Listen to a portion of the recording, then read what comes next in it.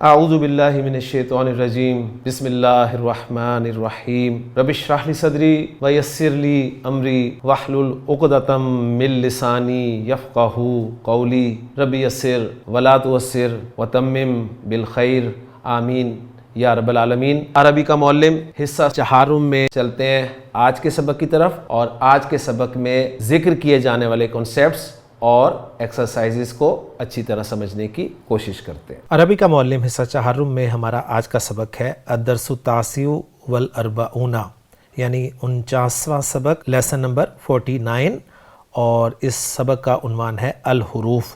تو اس سبق میں یہ حروف کے بارے میں ہمیں بتائیں گے۔ تو چلتے ہیں پہلے پوائنٹ کی طرف۔ پہلا پوائنٹ یہ دے رہے ہیں کہ حرف بظاہر اس قدر حقیر اور کمزور کلمہ ہے جو خود اپنے معنی بھی اس وقت تک نہیں بتلا سکتا جب تک کہ اسے اسم یا فعل کا سہارا نہ ملے۔ یہاں ایک بات یاد کر لیجئے گا کہ ہم جانتے ہیں کہ عربی زبان میں کلمہ 3 قسم کا ہوتا ہے، یا وہ اسم ہوتا ہے، یا فعل ہوتا ہے، یا پھر حرف ہوتا ہے۔ اس کے علاوہ کچھ نہیں ہوتا۔ اور کلمہ کسے کہتے ہیں؟ کلمہ ہم جانتے ہیں بامعنی لفظ کو عربی گرامر کی اصطلاح میں کلمہ کہا جاتا ہے۔ تو اسم، فعل اور حرف یہ کلمہ کی 3 اقسام ہیں، اور یہ بالکل وہی چیز ہے جسے ہم انگریزی میں پارٹس آف سپیچ کے نام سے جانتے ہیں، کہ انگریزی میں پارٹس آف سپیچ کی تعداد کل 9 ہے، لیکن عربی میں پارٹس آف سپیچ جو ہیں وہ صرف 3 ہیں، اسم، فعل اور حرف۔ تو حرف ایک قسم ہے کلمہ کی، تو اس کے بارے میں یہ بتا رہے ہیں کہ یہ بظاہر اس قدر حقیر اور کمزور کلمہ ہے جو خود اپنے معنی بھی اس وقت تک نہیں بتلا سکتا جب تک اسے کسی اسم یا فعل کا سہارا نہ ملے۔ یعنی اس کے معنی تو ضرور ہوتے ہیں، لیکن اپنے معنی یہ واضح نہیں کر سکتا جب تک اسے کسی اسم یا فعل کا سہارا نہ ملے۔ لیکن اسم و فعل سے ملاپ ہونے کے بعد اس میں اتنی طاقت آ جاتی ہے کہ بہت سے افعال کے معنوں میں الٹ پلٹ کر دیتا ہے۔ پھر ضروری بھی اتنا ہے کہ اس کے بغیر اسم اور فعل بھی الگ الگ بیکار سے بکھرے ہوئے پڑے رہتے ہیں۔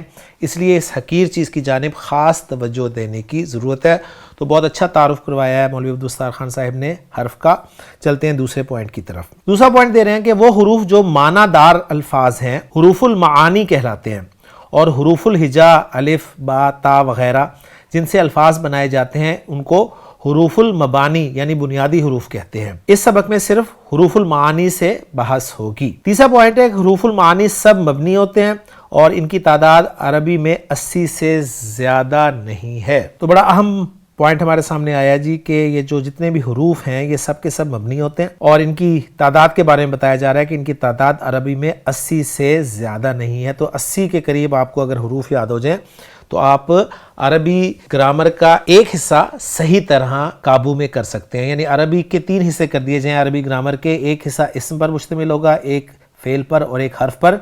تو ایک حرف پر آپ صرف 80 الفاظ یاد کرنے سے قابو پا سکتے ہیں۔ چلتے ہیں اگلے پوائنٹ کی طرف، اور وہ ہے کہ بعض حروف ایسے ہیں جو اسم اور فعل کے اعراب میں عمل دخل رکھتے ہیں، انہیں حروف عاملہ کہتے ہیں، اور جو اسم و فعل کے اعراب پر اثر انداز نہیں ہوتے انہیں حروف غیر عاملہ کہتے ہیں۔ یہاں پر بس ایک بات کلیئر کر لیجئے گا کہ ہم نے اعراب کو صرف اسم کے ساتھ خاص مانا تھا اپنے بنیادی لسان القرآن کورس میں، اور میں یہ بار بار عرض کر چکا ہوں کہ اس بک کو پڑھنے کا ہمارا مقصد صرف لسان القرآن لیکچرز کی ریویژن ہے۔ جو شخص نیا عربی سیکھنے والا ہم سے عربی کا معلم پڑھ رہا ہے اسے سمجھ نہیں آئے گی بات۔ اس بک کو بھی سمجھنے کے لیے اسے پہلے لسان القرآن کا کورس جو ہے وہ مکمل کرنا پڑے گا۔ تو ہم نے اعراب کو صرف اسم کے ساتھ خاص کیا تھا، تو یہ کہہ رہے ہیں کہ اسم اور فعل کے اعراب میں عمل دخل کرتے ہیں۔ تو گویا کچھ حروف ایسے ہوتے ہیں جن سے اسم یا فعل کا اعراب بدل جاتا ہے۔ تو ہم یہاں تک بات رکھیں گے کہ اسم کا اعراب بدل جاتا ہے، اور اسم جو ہے یہ اعراب کے اعتبار سے ہم جانتے ہیں یا مرفوع ہوتا ہے یا منصوب ہوتا ہے یا مجرور ہوتا ہے، تیسری فارم کوئی نہیں ہوتی۔ لیکن گرامر والے جو ہیں وہ فعل کے بھی اعراب کو ڈسکس کرتے ہیں، اور وہ فعل کو بھی اعراب کے اعتبار سے 3 قسموں میں ڈیوائیڈ کرتے ہیں: مرفوع، منصوب اور مجزوم۔ تو یہ ذرا بات آپ نے ذہن میں اچھی طرح رکھنی ہے۔ اور جو حروف فعل اور اسم کے اعراب میں کوئی تبدیلی نہیں پیدا کرتے انہیں یہ حروف غیر عاملہ کہہ رہے ہیں۔ تو دیکھتے ہیں جی ان کی بحث کس طرح چلتی ہے۔ 5واں پوائنٹ دے رہے ہیں کہ حروف عاملہ کی اقسام حسب ذیل ہیں۔ اب حروف عاملہ اور حروف غیر عاملہ، یہ دو قسم کے حروف انہوں نے ذکر کیے ہیں. تو پہلے حروف عاملہ بتا رہے ہیں. حروف عاملہ کی اقسام میں پہلی قسم بتا رہے ہیں حروف الجر یا حروف الجارہ، یعنی زیر دینے والے حروف. اور یہاں میں پھر چاہوں گا کہ ہم اپنا کنسیپٹ کلیئر کر لیں کہ زیر دینے والے حروف نہیں بلکہ جر دینے والے حروف، کیونکہ ہر اسم کی جر جو ہے وہ زیر سے نہیں آتی، کچھ اسماء کی جر آواز سے بھی، ساؤنڈ سے بھی آتی ہے. ٹھیک ہے، تو اس لیے ذرا یہاں پر کلیئر رکھ لیجئے گا اپنے ذہن کو کہ جر دینے والے حروف. بتا رہے ہیں کہ یہ 17 حروف ہیں جو اسم کو جر دیتے ہیں، ذیل کے شعر میں جمع کر دیے گئے ہیں. اور وہ شعر ہے باؤ تاؤ کافو لامو واؤ منزو مز خلا ربا ہاشا من ادا فی ان علا حتی الا. تو یہ شعر عام طور پہ مدارس میں یاد کرایا جاتا ہے، اور اس شعر میں یہ 17 کے 17 حروف جارہ جو ہیں وہ شامل کر دیے گئے ہیں. ہم نے اپنے کورس میں 11 یا 10 حروف جارہ جو ہیں وہ پڑھے تھے، باقی حروف انشاءاللہ تعالی ہم اس کتاب میں پڑھ لیں گے. اب ایک ایک کر کے حرف جر کے بارے میں بتا رہے ہیں کہ پہلا حرف جر جو ہے وہ ہے با. با حرف جر پر زیر آتی ہے لکھنے میں، اور یہ کن کن معنی میں استعمال ہوتا ہے؟ یہ سے، میں، پر، سبب، ساتھ، قسم وغیرہ کئی معنوں کے لیے آتا ہے. اب آپ نے بس ایک فرق کرنا ہے کہ ہم نے کس طرح پڑھا تھا ان حروف جارہ کو، اور اب مزید ہمارے علم میں کیا اضافہ ہو رہا ہے. ایگزامپل دے رہے ہیں جی. با کے لیے کتبنا، ہم نے لکھا بالقلم ہی، قلم سے. تو یہاں پر با جو ہے سے کے معنی میں استعمال ہوا ہے. دوسری ایگزامپل دی ہے انہوں نے کہ طبی الکتاب بمصر. طبیہ چھپی، الکتاب کتاب، کتاب چھپی بمصر مصر میں. تو یہاں با جو ہے میں کے معنی میں استعمال ہو رہا ہے. تیسری ایگزامپل ہے آمنت باللہ، میں ایمان لایا اللہ پر. تو یہاں پر با جو ہے پر کے معنی میں استعمال ہو رہا ہے، اور ہم جانتے ہیں کہ یہاں پر با جو ہے یہ پریپوزیشن کے طور پہ استعمال ہوا ہے. اگلی ایگزامپل ہے فَأَخَذَهُمُ اللَّهُ بِظُلْمِهِمْ، پس پکڑ لیا انہیں اللہ نے ان کے ظلم کے سبب، یعنی ان کے ظلم کی وجہ سے. تو یہاں پر سبب کے معنی میں جو ہے وہ با استعمال ہوا ہے. اور آخری ایگزامپل ہے باللہ، اللہ کی قسم. تو یہاں پر با جو ہے وہ قسم کے لیے استعمال ہوا ہے. اگلی بات بتا رہے ہیں کہ با زائدہ بھی ہوتا ہے، اور زائدہ سے مراد یہ ہے کہ یہ معنی میں کوئی تبدیلی پیدا نہیں کرتا، یعنی معنی اس کے نہیں اس میں ڈالے جاتے بلکہ اثر صرف اس کا رہتا ہے، اور کلام کی خوبصورتی کے لیے یا اس میں کسی زور کے لیے، تاکید کے لیے اس کو استعمال کیا جاتا ہے. جیسے قرآن مجید میں اللہ تعالیٰ نے فرمایا کہ الیس اللہ بکافٍ عبدہ، یہاں پر کاف پر با جو ہے یہ زائدہ ہے، یعنی یہاں پر اس با کو گرامیٹیکلی اینالائز کرتے ہوئے نہیں لیا جائے گا، بس یہ زائدہ سے مراد ہے. ورنہ یہ مطلب نہیں ہے کہ یہاں پر یہ زائد ہے اس کو نکال بھی دیا جائے تو کوئی فرق نہیں پڑتا، یعنی نکال بھی دیا جائے اس سینس میں کہ قرآن میں کوئی بھی لفظ جو ہے وہ نا زائد نہیں ہے، ذہن میں رکھے گا، غیر ضروری نہیں. یہاں پر زائد غیر ضروری کے معنی میں نہیں ہے، اچھی طرح بات کلیئر کر لیجئے گا. با جو ہے یہ ما یا لیسا کی خبر پر زور دینے کے لیے منفی جملے میں لایا جاتا ہے.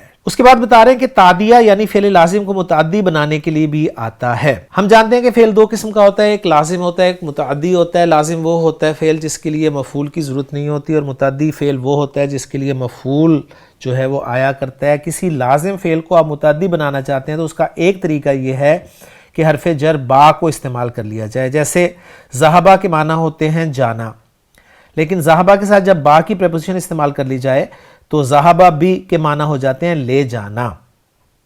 جیسے ایگزامپل دیکھ لیں، ذہبہ حامد بکتابی، حامد میری کتاب لے گیا. تو ذہبہ کے معنی ہے گیا، اس کے بعد با لگانے سے لے جانا کے معنی پیدا ہو گئے. تو الحمدللہ بہت ساری چیزیں ہماری ریوائز ہو گئیں. دوسرا حرف ہے جی تا، یہ قسم کے لیے آتا ہے جو لفظ اللہ کے ساتھ مخصوص ہے، اور اس کی صرف ایک ہی ایگزامپل ملے گی آپ کو، اس لیے کہ یہ اسم اللہ کے ساتھ استعمال ہوتا ہے. تو اللہ کے ساتھ استعمال والی قرآن میں بہت ساری ایگزامپلز مل سکتی ہیں، لیکن ہوگی ایگزامپل یعنی اللہ کے ساتھ ہی اس کی استعمال.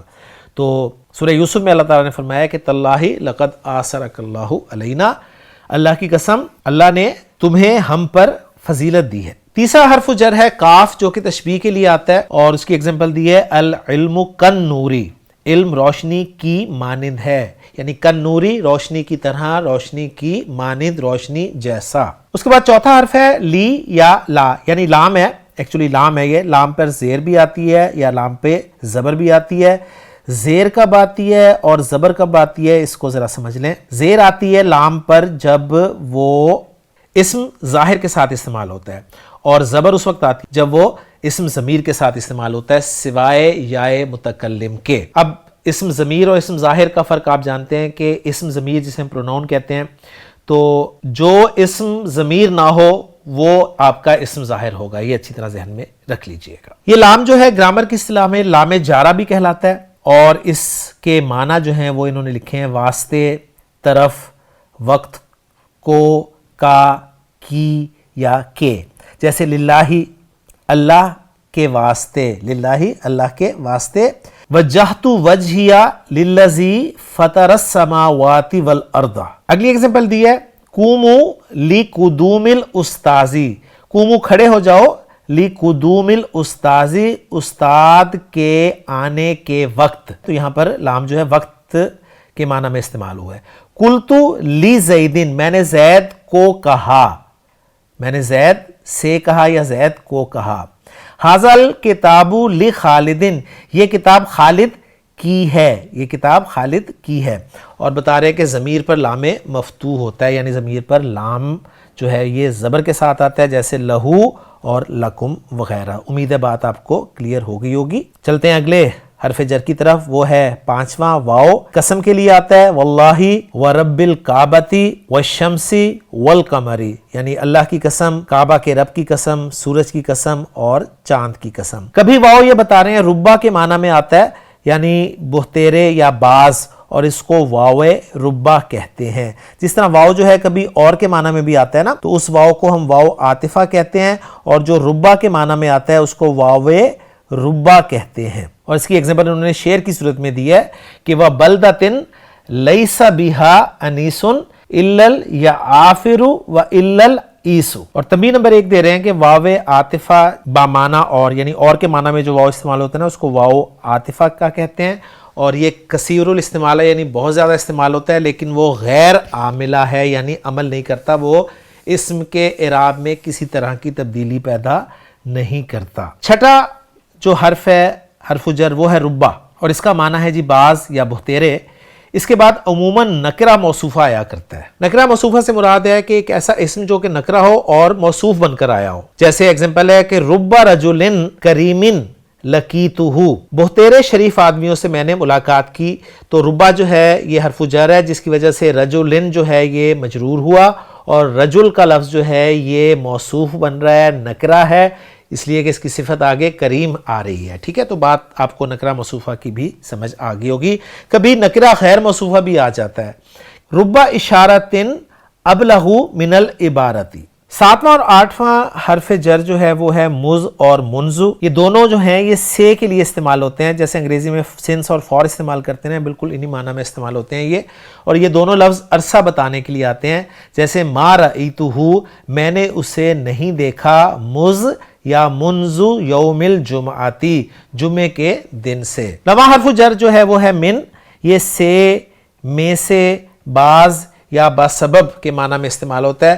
ایگزامپلز دے رہے ہیں کہ سرتو من بمبئی الی کلکتہ، میں نے بمبئی سے کلکتہ تک سیر کی. سے کے معنی میں استعمال ہو رہا ہے.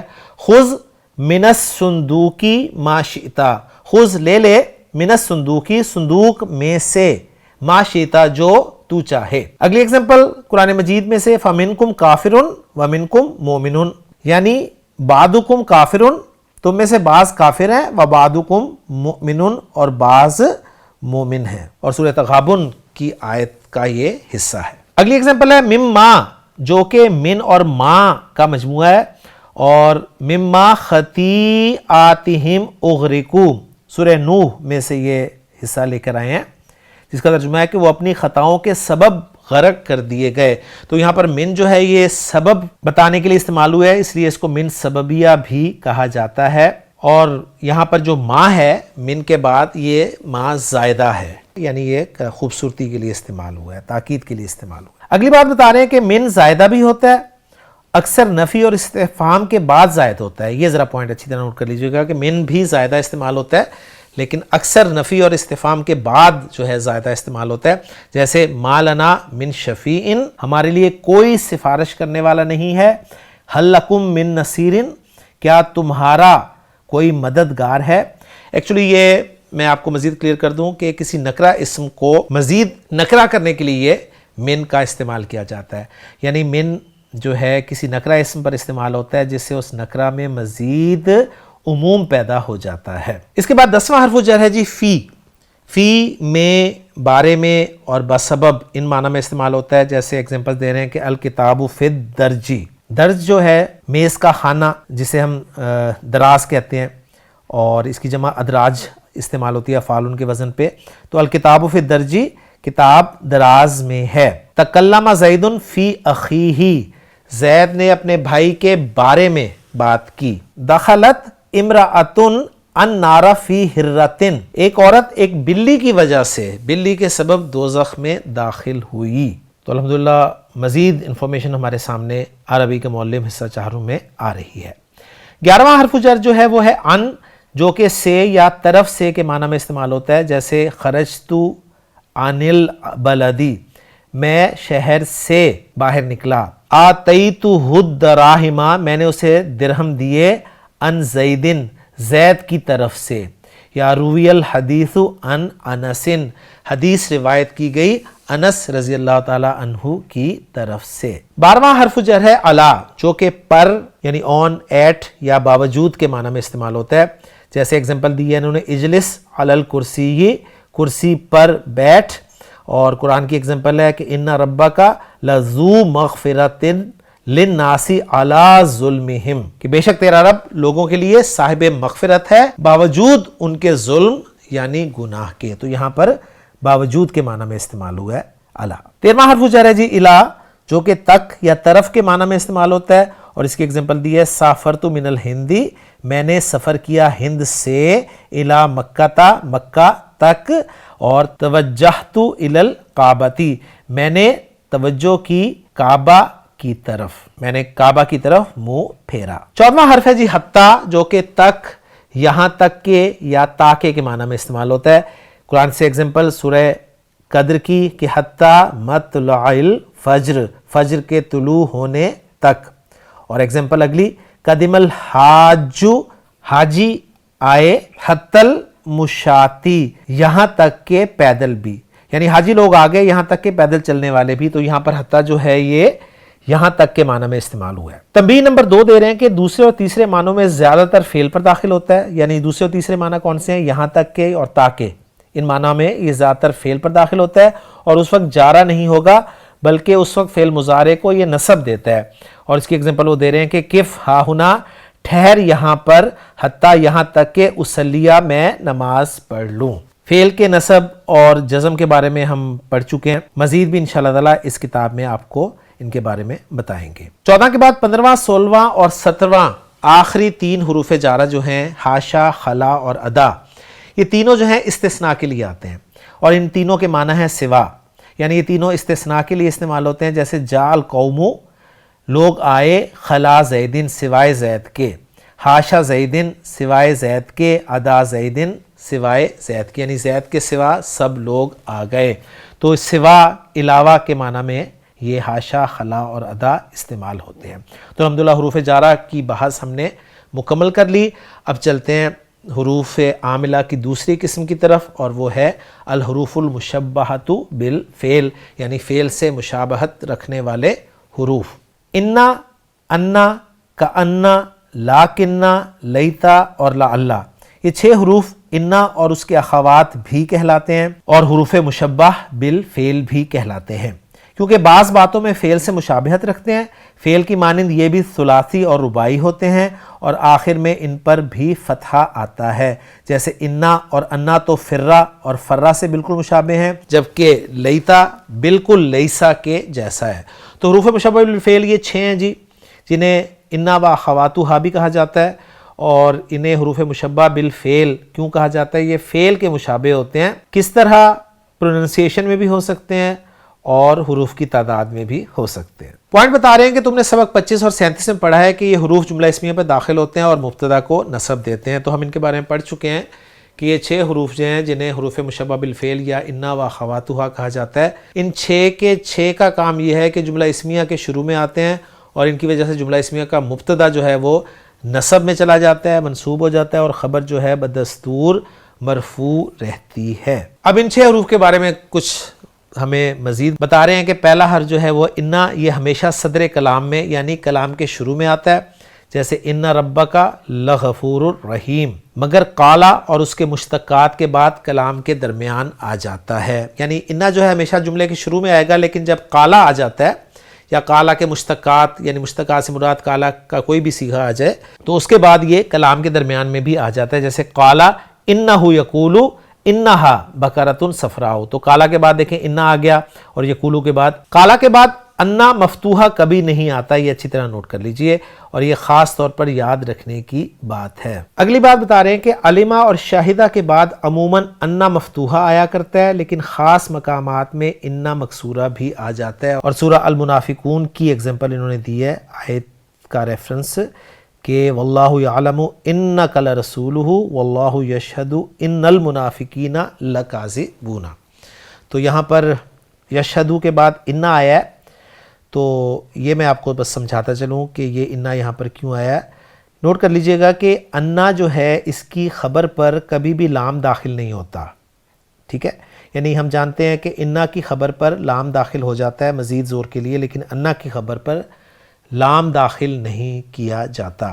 لیکن آپ چاہتے ہیں کہ انا کی خبر پر بھی لام داخل ہو، تو پھر انا کو انا پڑھا جاتا ہے، پھر آپ انا نہیں لا سکتے، پھر انا ہی لانا پڑے گا، چونکہ یہاں پر کاذبون خبر تھی اور اس پر لام داخل کرنا تھا، اور لام جو ہے وہ انا کی خبر پر نہیں آ سکتا، اس لیے پھر انا کو انا کر دیا گیا، یشہد ان المنافقین لکاذبون۔ میں امید کرتا ہوں کہ بات آپ کو کلیئر ہو گئی ہوگی۔ تنبیہ نمبر 3 دے رہے ہیں کہ انا کی وجہ سے جملہ اسمیہ کے معنی میں کوئی تبدیلی نہیں ہوتی، یعنی جملہ اسمیہ کے معنی میں تبدیلی نہیں آتی، صرف کلام میں زور پیدا ہو جاتا ہے۔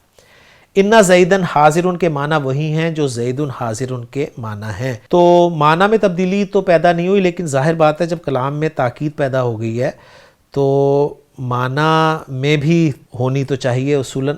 دوسرا پوائنٹ دے رہے ہیں کہ انا مفتوحہ صدر کلام میں نہیں آ سکتا، یعنی کلام کے شروع میں نہیں آ سکتا بلکہ جملے کے درمیان میں ہی آ سکتا ہے، جیسے سمیتو میں نے سنا انا زیدن شجاعن کہ زید بہادر ہے۔ اب یہ انا جو ہے عام طور پر کے معنی میں استعمال ہوتا ہے، یہ کیوں استعمال ہوتا ہے کے معنی میں یہ بھی آپ کو بتا دیں گے۔ بریکٹ میں نے لکھا ہے کہ سمیتو انا زیدن شجاعن از اکول ٹو سمیتو شجاعت زیدن، یعنی انا نے کیا کیا ہے، انا نے جملہ اسمیہ کو مصدر کے معنی میں تبدیل کر دیا ہے۔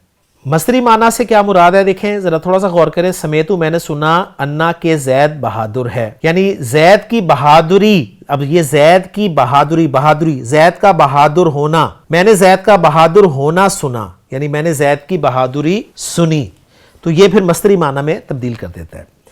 اس سے معلوم ہوا کہ انا جملہ اسمیہ پہ داخل ہو کر اسے مصدری معنی میں تبدیل کر دیتا ہے، اور اسے مصدر معول یعنی تعویل کیا ہوا مصدر کہتے ہیں۔ ترکیب میں یہ مصدر معول سمیتو کا مفعول ہے، بعض جملوں میں یہ مصدر فاعل ہوگا، جیسے سرنی مجھے خوشی ہوئی انکا شجاعن کہ تو بہادر ہے، یعنی سرنی شجاعتک مجھے مسرور کر دیا تیری بہادری نے، تو یہ اس طرح سے پھر مصدری معنی میں اسے لیا جاتا ہے، اس میں شجاعتو کا فاعل واقع ہوا ہے۔ تو گویا بتا یہ رہے ہیں کہ انا جو ہے یہ جملہ اسمیہ پر داخل ہوتا ہے، اس جملہ اسمیہ کو یہ مصدری معنی میں تبدیل کر دیتا ہے، مصدر کی تعویل میں لے جاتا ہے، اور مصدر کو مفرد کنسیڈر کیا جاتا ہے، اور جب مفرد کنسیڈر کیا جاتا ہے یعنی سنگل ورڈ کنسیڈر کیا جاتا ہے، تو سنگل ورڈ جو ہے ہم جانتے ہیں کہ وہ فاعل بھی بن سکتا ہے، مفعول بھی بن سکتا ہے، اور بھی کسی صورت میں آ سکتا ہے۔ تو بس یہ پوائنٹ تھا، امید ہے کہ بات آپ کو کلیئر ہو گئی ہوگی۔ تنبیہ نمبر 4 دے رہے ہیں کہ اس جگہ ایک نحوی معمہ بھی پیش کیا جاتا ہے جو معلومات اور دلچسپی سے خالی نہ ہوگا۔ ایک آپ کے لیے پزل جو ہیں وہ لائے ہیں، آپ کو جملہ دے رہے ہیں جی انا زیدن کریمن، اور کہہ رہے ہیں کہ اس جملے میں تمہیں کئی مغالطے نظر آئیں گے۔ ایک جملہ انہوں نے دیا کہ جی انا زیدن کریمن، اور کہہ رہے ہیں کہ اس جملے میں غلطیاں آپ نکالیں۔ تو غلطیاں آپ ماشاءاللہ نکال سکتے ہیں کہ سب سے پہلی بات یہ کہ ابھی جو انہوں نے بتایا کہ انا جملے کے شروع میں نہیں آتا، تو یہاں پر انا جملے کے شروع میں آیا ہے، اور دوسری بات یہ کہ اگر شروع میں آ ہی گیا ہے تو یہ اپنے اسم کو نصب دیتا ہے تو زیدن کو اس نے نصب نہیں دی، زیدن اسی طرح مرفوع کا مرفوع ہے، اور اگر فرض کیا کسی وجہ سے اس نے نصب نہیں دی تو خبر جو ہے جملہ اسمیہ کی وہ تو مرفوع ہونی چاہیے نا، جبکہ وہ کریمن یعنی مجرور ہے۔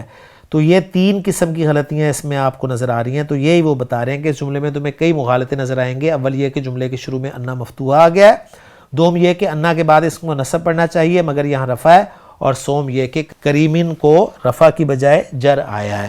تو کیا جواب اس کا ہو سکتا ہے؟ اس کا جواب اگلے پیج پہ دے رہے ہیں۔ اس کا حل یہ ہے کہ انا یہاں حرف نہیں ہے بلکہ فرہ کی مانند فعل ماضی ہے۔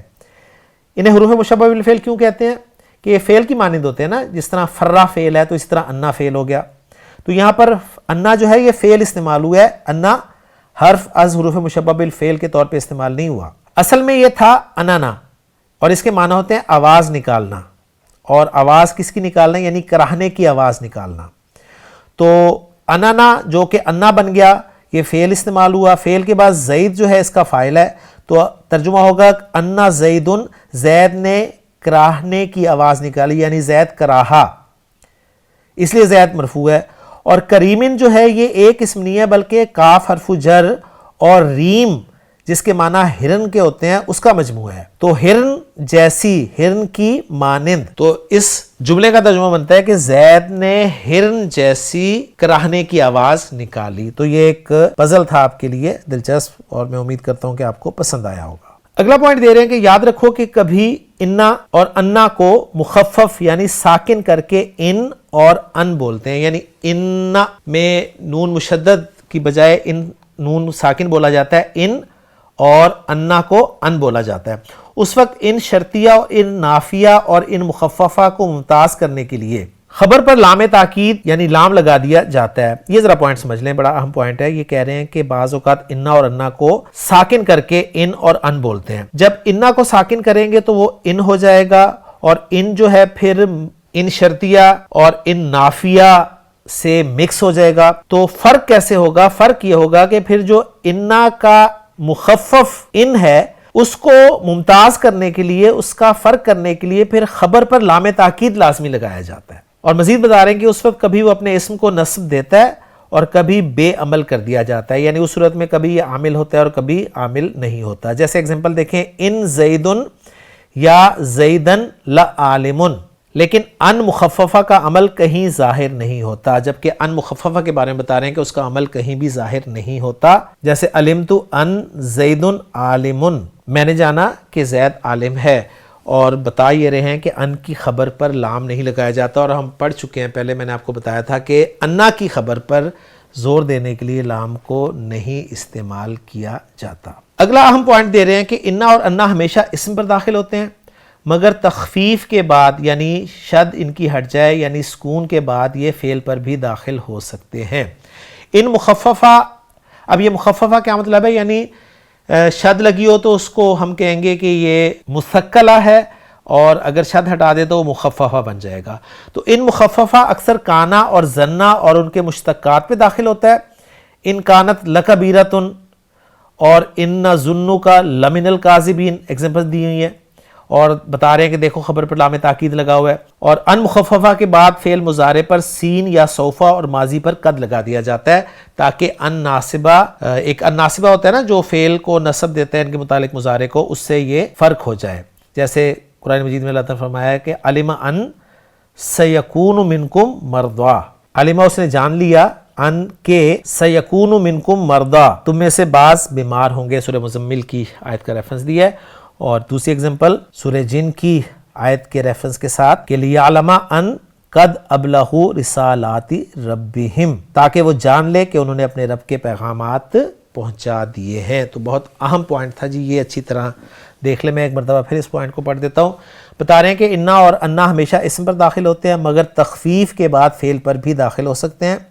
ان مخففہ جو ہے یہ اکثر کانا اور زنا اور اس کے مشتقات پہ داخل ہوتا ہے، جبکہ ان جو ہے ان مخففہ کے بعد فعل مضارع پر سین یا سوفہ اور ماضی پر قد لگا دیا جاتا ہے، تاکہ ان ناصبہ الفعل سے ممتاز ہو جائے۔ اور پھر ایک شعر بھی انہوں نے دیا ہے کہ وعلم، تو جان لے، فعلم المرء ینفعہ، کہ آدمی کا علم اسے فائدہ دیتا ہے، ان سوف یاتی کل ما قدرا، کہ ان قریب وہ سب سامنے آ جائے گا جو مقدر کیا گیا ہے. اور اس شعر کے بارے میں نیچے سب کچھ لکھا ہوا ہے، شعر کا مطلب بھی لکھا ہوا ہے اور مزید انفارمیشن بھی ہے جو آپ کی دلچسپی کے لیے میں نے کاپی کر دی ہے. حروف مشبہ بالفعل میں تیسرا حرف جو ہے وہ ہے کأنہ، جو کہ گویا کے معنی میں استعمال ہوتا ہے. تشبیہ کے لیے آتا ہے جیسے کأنہ حاذل کلب اسدن، گویا کہ یہ کتا شیر ہے، یعنی یہ کتا شیر جیسا ہے. تنبیہ نمبر 5 دے رہے ہیں کہ کأنہ بھی مخفف ہوتا ہے اس وقت اکثر فعل منفی با لم پر داخل ہوتا ہے، یعنی انا انا کی طرح کأنہ بھی مخفف استعمال ہوتا ہے اور اس وقت یہ فعل پر داخل ہوتا ہے. لیکن فعل کون سا ہوتا ہے؟ فعل منفی ہوتا ہے، اور منفی کس کے ذریعے ہوتا ہے؟ لم کے ذریعے ہوتا ہے، تو اس پر داخل ہوتا ہے. جیسے ایگزامپل انہوں نے دی ہے کأن لم یرہ احد، گویا کہ اسے کسی نے دیکھا ہی نہیں. چوتھا حرف از حروف مشبہ بالفعل لعل ہے، جو کہ شاید اور امید کے یعنی ترجی یعنی امید کے لیے آتا ہے. لعل ابنک تقی، امید ہے کہ تیرا لڑکا پرہیزگار ہے. تو لعل جو ہے دو معنی میں استعمال ہوتا ہے جی، ایک ترجی کے لیے اور ایک اشفاق کے لیے. ترجی جو ہے امید کو کہتے ہیں اور اشفاق کہتے ہیں اندیشے کو. اور اس کی ایگزامپلز میں جو بیان کیا کرتا ہوں وہ ذرا صرف آپ کی ریویژن کے لیے میں یہاں پر دوبارہ لا رہا ہوں. جیسے آپ کہتے ہیں جی زید اگر اسکول نہیں آیا تو آپ کہیں گے کہ لعلہ بخیر، امید ہے وہ خیریت سے ہوگا. اور اگر آپ یہ کہتے ہیں لعلہ مریض، تو اس کے معنی یہ نہیں ہوں گے کہ امید ہے وہ بیمار ہوگا، ہم کہیں گے کہ اندیشہ ہے کہ وہ بیمار ہے.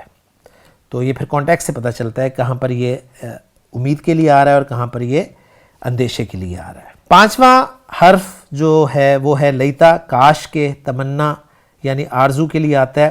اور اس کے لیے شعر انہوں نے ذکر کیا ہے کہ الا لیت الشباب یعود یوما فاخبرہ بما فعل المشیب. اس کا ترجمہ بھی لکھا ہے کہ سنو، کاش کہ جوانی کسی روز واپس آ جاتی تو بڑھاپے نے جو کچھ سلوک کیا ہے میں اسے اس کی خبر دے دیتا.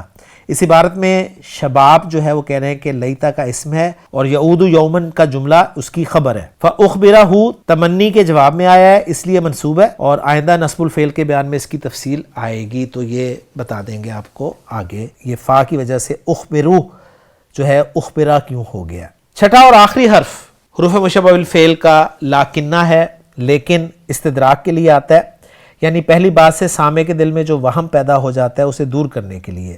جیسے جال حاجو، حاجی آگے، لاکنہ لیکن ابا کا ماں جا، تیرا باپ نہیں آیا.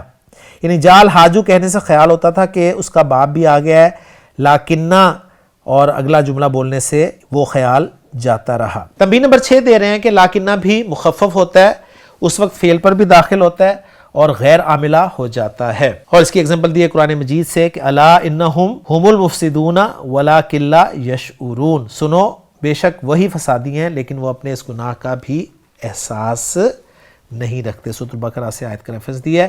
تو رزلٹ یہ نکلا کہ جی ان 6 حروف مشبہ بالفعل میں سے انا، انا، کأنا، لاکنہ 4 جو ہیں یہ مخفف بھی استعمال ہوتے ہیں، اور جب مخفف استعمال ہوتے ہیں تو یہ فعل پر بھی آ جاتے ہیں، فعل پر بھی داخل ہو جاتے ہیں. اور پھر کیا کیا ان کے اصول ہوتے ہیں وہ سب ڈیٹیلز انہوں نے دے دی ہیں. میں امید کرتا ہوں کہ یہ لیکچر ہمارے لیے بہت زیادہ مفید ثابت ہوگا انشاءاللہ تعالی. حروف عاملہ میں اگلی جو قسم ہے وہ ہے حروف النفی، جو کہ ما، لا اور لاتا کی صورت میں آپ کو نظر آ رہے ہیں. ہم نے جملہ اسمیہ کو منفی بنانے کے لیے ما اور لا کو پڑھا تھا. بالکل یہ وہی حروف ہیں جی. ما اور لا کبھی کبھی لیسا کی مانند اسم کو رفع اور خبر کو نصب دیتے ہیں. جیسے ما ھذا بشرن، سورہ یوسف کی ایگزامپل یہی ہم نے کی تھی اپنے کورس میں. اور لا رجل افضل منکا، فرق یہ ہے ان دونوں میں کہ ما جو ہے یہ نکرہ معرفہ دونوں پر داخل ہو جاتا ہے، جبکہ لا جو ہے صرف نکرہ پر داخل ہوتا ہے. اس لیے آپ کو ما کا اسم جو ہے وہ ھذا نظر آ رہا ہے جو کہ معرفہ ہے، اور لا کا اسم رجل نظر آ رہا ہے جو کہ نکرہ ہے. مزید یہ بتا رہے ہیں کہ لیکن اکثر یہ دونوں حروف غیر عاملہ ہوتے ہیں، یعنی یہ اثر نہیں کرتے. کبھی کبھی وہ بتا رہے ہیں کہ لیسا کی مانند اسم کو رفع اور خبر کو نصب دیتے ہیں. مزید بتا رہے ہیں کہ ابھی لا پر تا بڑھا کر لاتا بولتے ہیں اور اس کا عمل بھی وہی ہوتا ہے.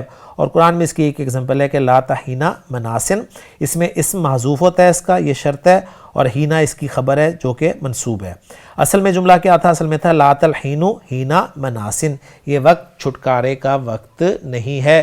لسان القرآن پارٹ 2 میں نے تفصیل سے اس پر بات کی ہوئی ہے، جنہیں دلچسپی ہے وہ وہاں پر دیکھ سکتے ہیں مزید.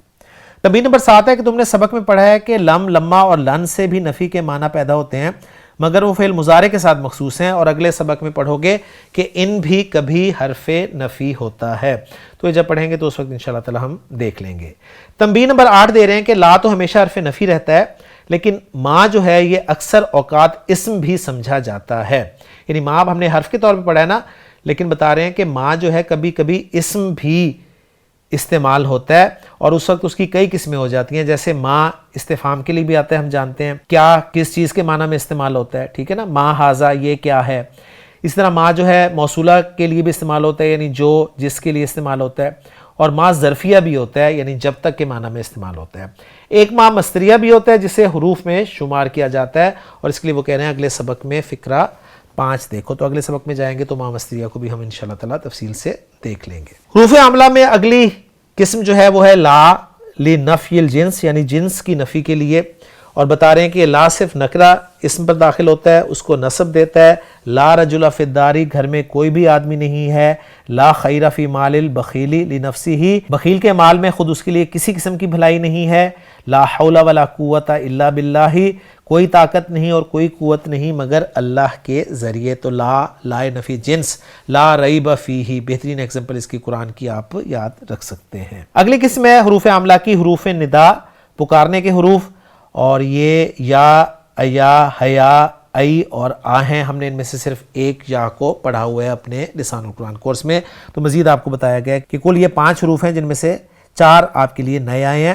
بتا رہے ہیں کہ ان حروف کے بعد اگر اسم مفرد یعنی غیر مضاف ہو تو اس پر ضمہ پڑھا جاتا ہے، جیسے یا زیدو، ہم نے کہا تھا کہ جس اسم پر تنوین آتی ہے اس کی تنوین کو ہٹا دیا جاتا ہے، یا رجلو، اور اگر اسم مضاف واقع ہو رہا ہے تو اسے نصب پڑھا جاتا ہے، جیسے یا عبداللہ، یا اخت ہارون، یا بنی اسرائیل۔ کبھی غیر معین شخص کو پکارا جائے تو اس وقت بھی منادہ کو نصب پڑھا جاتا ہے، مثلا اندھا پکارے یا رجلن خذ بیدی، یا رجلن خذ بیدی۔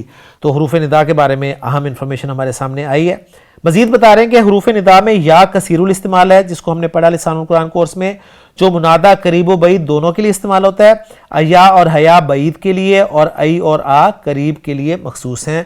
تو مزید انفارمیشن ہمارے سامنے آ گئی جی، اور شعر دیا ہے انہوں نے کہ ایا جبلی نامان باللہ خلیہ نسیم الصبا یخلص الیہ نسیمہا۔ دے رہے ہیں کہ اس شعر میں جبلی جو ہے یہ مثنیٰ کا صیغہ ہے، اور اصل میں جبلینی ہے، مضاف ہونے کی وجہ سے نون اعرابی گر گیا۔ نامان جو ہے یہ مضاف الیہ اور غیر منصرف ہے، تو اس لیے اس کی جر جو ہے وہ بھی زبر کے ساتھ آئی ہے۔ باللہ قسم ہے، اور خلیہ امر حاضر مثنیٰ کا صیغہ ہے۔ خلا چھوڑ دینا، کوئی کام کرنے دینا۔ نسیم ہلکی ہوا کو کہتے ہیں، صبا صبح کی مشرقی ہوا۔